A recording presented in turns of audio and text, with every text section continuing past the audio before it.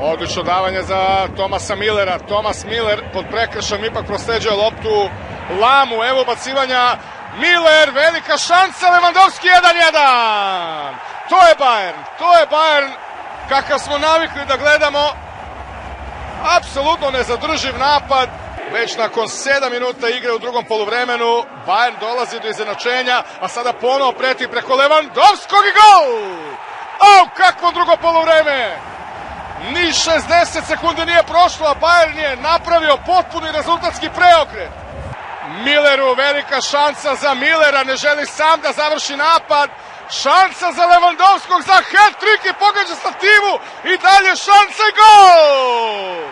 Pa šta smo sve videli za samo 3 minuta. Bayern postiže 3 gola, ali Lewandowski iz 3 pokušaja uspeo da prosledi loptu u mrežu. Gosti poveli golom Arona Johanssona, izjednačio Sandro Wagner, ovde pretek domaći igrači Costa. Centar šut, šansa i gol! I Lewandowski postiže 4. gol za svega 4 minuta. Pa šta je ovo sada?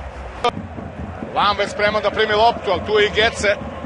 Mario Gece traži pogledom Lewandowskog i kakav gol! Kakav gol Lewandowskog! 5-1 za Bayern! 5-1 za Lewandowskog protiv Wolfsburga, pa da li je moguće?